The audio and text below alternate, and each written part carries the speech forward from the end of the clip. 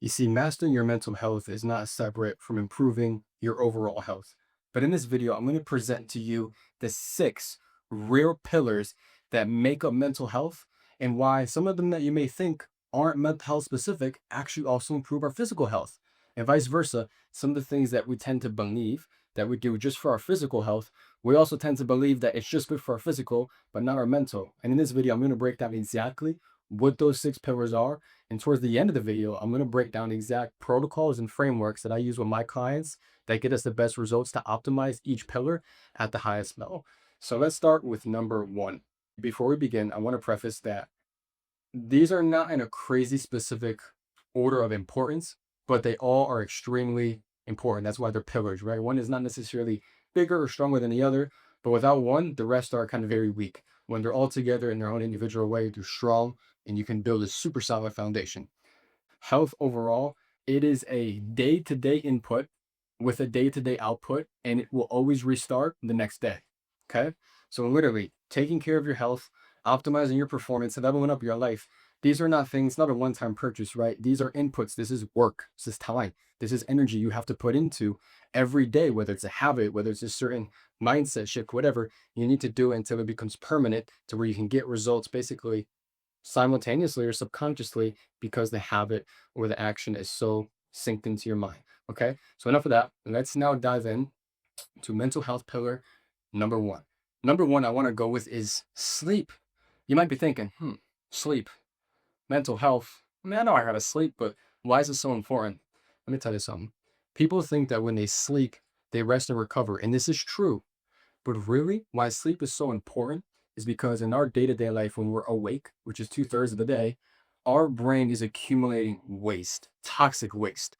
Sleep is that phase where it flushes out, removes all those toxins. So our brain literally does not get dementia or Alzheimer's or has degenerative disease as we get older.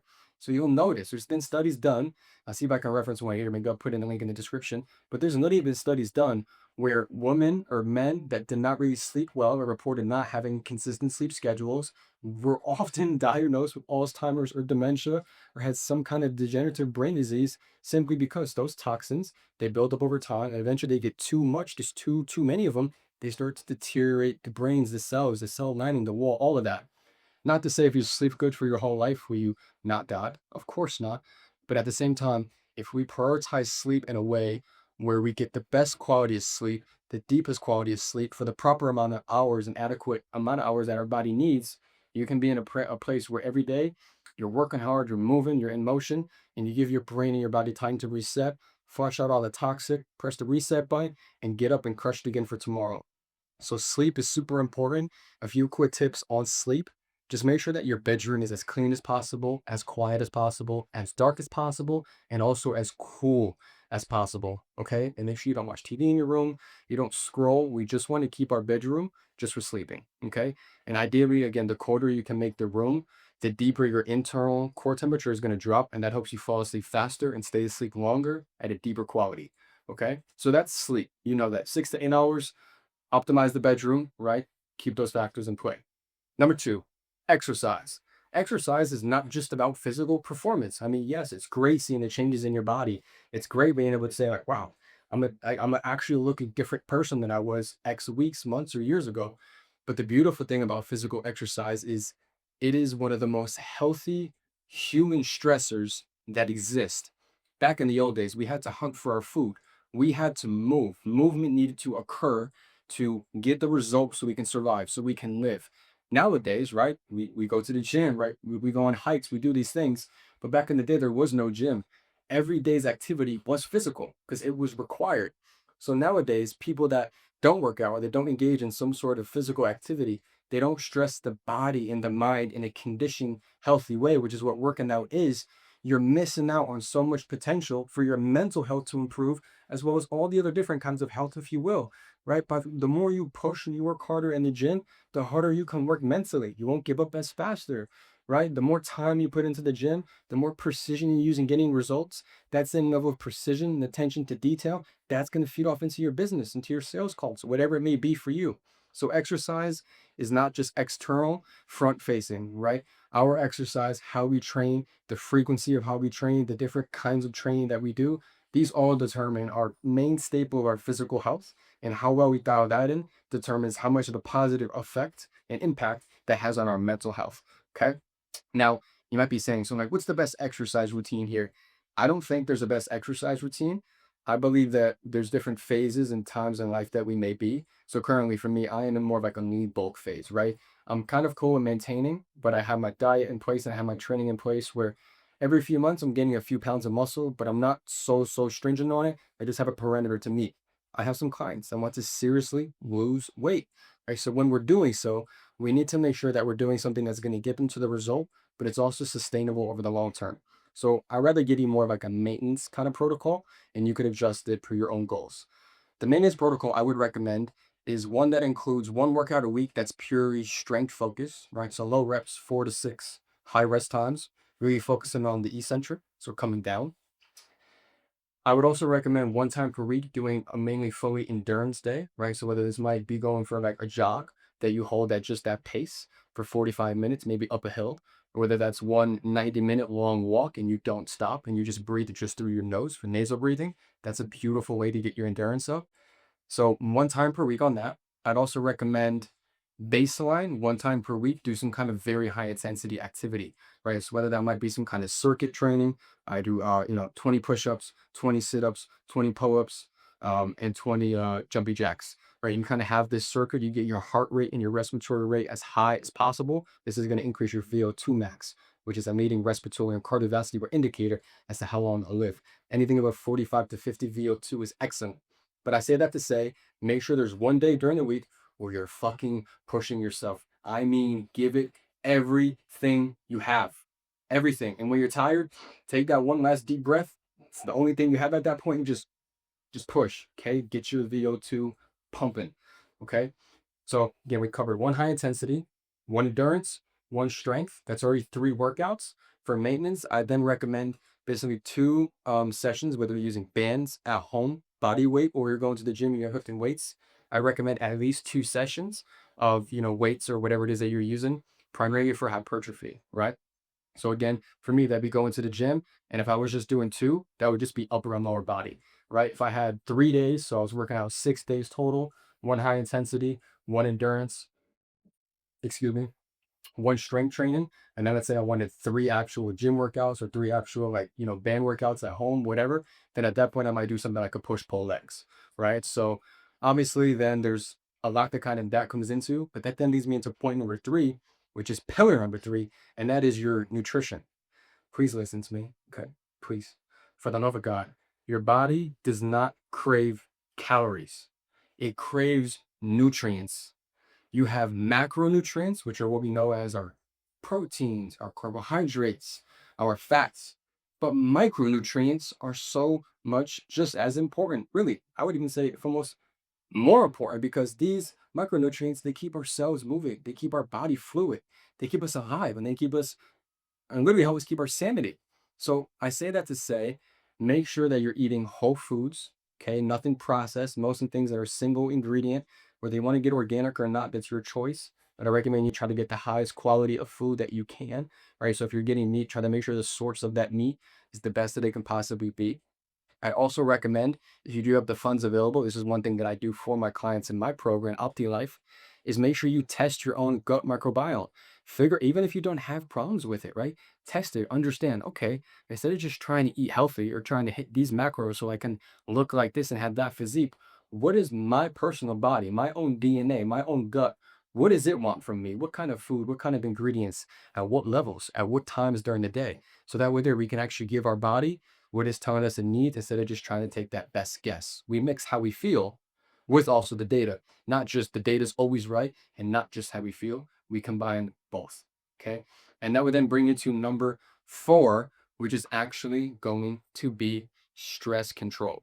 Stress is a good thing. Cortisol is a good thing. But just like anything else, when it's abused, when it is in excess, it becomes very harmful.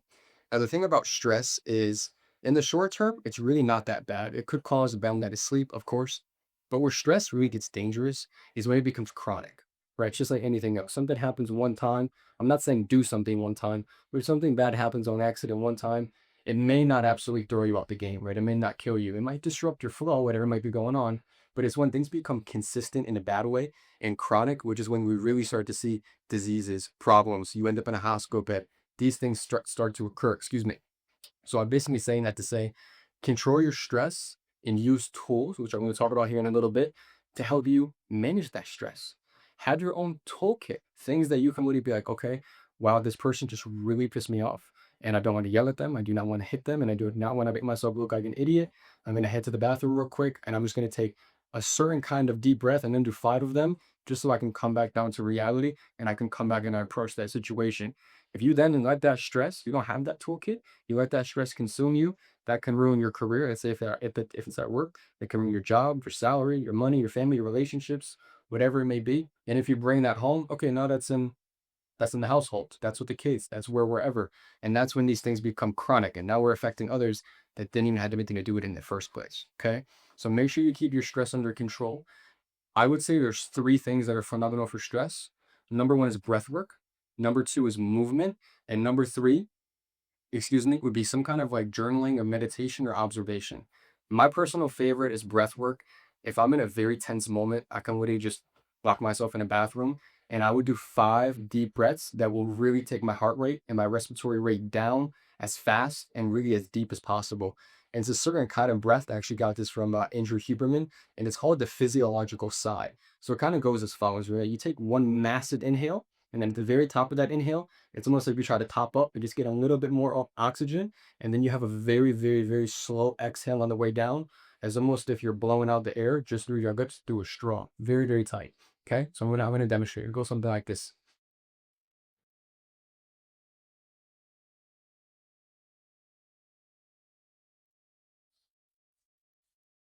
Right. So I just kind of sped up that exhale on the way out, but I would keep that level of like, I already kind of feel the sensation, the aura. That's after one breath, which is why doing 5 is incredibly potent, powerful. But it really starts to bring down my stress. And I can then go out with so much more clarity. I feel grounded and I can really be present to handle whatever's going on. Or if there's just a lot in life, go for a walk, do some breathing. Again, I said movement is a great one. I think a walk is easiest. Or again, you can do some kind of high intensity snack, right? Maybe this seems counterintuitive, but if we kind of put our attention on movement, not what's going on that's stressing us out, it kind of helps us take our attention off a bit. Like I said, helps you let it go and process it a bit easier. So again, you can go for a walk, right? You can do some quick shadow boxing, maybe kind of that because you're actually shadow boxing, but that'll help release some anger, but you can try those. And then of course, the last thing you can do is if you have time or your situation permits, maybe you can do a quick 5 or 10 minute guided meditation session, right? Maybe you can grab a journal where you kind of just journal bad times, maybe problems, things that aren't going so well for your journal. When we write and we express our feelings and our thoughts out loud onto paper, it's almost like we're giving into the paper, right? And the paper either stays there or you throw it out. So that's a great way to do it as well. So that is stress control. Okay. Number 5, the 5th pillar of what mental health is really about, I would say, is social connection. And that's people. I'm not saying mental health is not about people. What I'm saying is that social interaction, being with people in person as well as online, but primarily I want to focus on in person, you actually release dopamine, which is the chemical, it's a neurotransmitter in your brain that's responsible for motivation and also pleasure, right? So when you're around other people, like-minded individuals, if you're around good people, high quality people, you can learn from them, right? You can grow together, you can express feelings, you can talk about the visions for the world, have very, very, very deep thinking. This is like the proper way to release dopamine, right? Not through scrolling, not through unintentional sex with a random girl, but by developing yourself, being around extremely high quality people and developing each other in the process. This is so healthy and it is critical for your mental health, which is why a lot of times what a lot of people will see is that when COVID happened and we were at home and a lot of things, people got so depressed. The suicide rate skyrocketed. And that's simply because we need to be out with other people. We need to get outside and get sunlight. We also need to have darkness, which now brings me to pillar number 6, and that is sunlight in darkness. Darkness is what the body and the mind needs to rest and recover and signal it's time for that rest and recovery. Sunlight is the signal to the brain that, hey, we've just started our day. I now need you to warm me up, give me my energy, give me my clarity, give me my focus, and give me my creativity. So the protocol here is as soon as you wake up in the morning, I want you to hydrate with Celtic sea salt or some electrolytes. Get that mental clarity in your brain flowing, rehydrate yourself after you've just been asleep for 8 hours. and then immediately get outside and go for a walk and get that sunlight on your eyes. You can wear your glasses, that's perfectly fine, or contacts, excuse me. But more or less, get outside, get that sunlight. That's really going to start focusing on certain cells right here under your eyelids, and it's going to wake you up immediately. Okay. And if you can also get sunlight throughout the day, you go through a few walks, maybe on lunch or throughout your day. And if you can also catch the sunset at night, that would be fantastic. Okay. And now let's kind of transition to the nighttime, the darkness. About 90 minutes or about 2 hours before ideally you want to be in bed, please do make sure that you put on some kind of blue light blockers, or you dim the lights in your house very, very, very low, and you have a certain kind of fluorescent light that actually does not contain blue light. So whether that's blue light blockers, or whether that's you just have these special kind of dimmers or these lamps that you can buy, or you just turn all your lights off and you just use like a candle light, which is fine, that works as well. But for most people, they're probably going to still be on the computer a little bit, even though they shouldn't be, a few hours close to bed, and you want to make sure that you're blocking all the blue light. Okay, so put on your blue light blockers. Don't look at your phone. Don't take them off.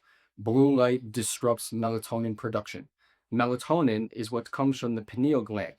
The pineal gland is actually called the gland of darkness. So when it's completely dark, when you're starting to really wind down, that's when our body releases the most amount of melatonin that causes us to fall asleep and recover at the highest level for tomorrow.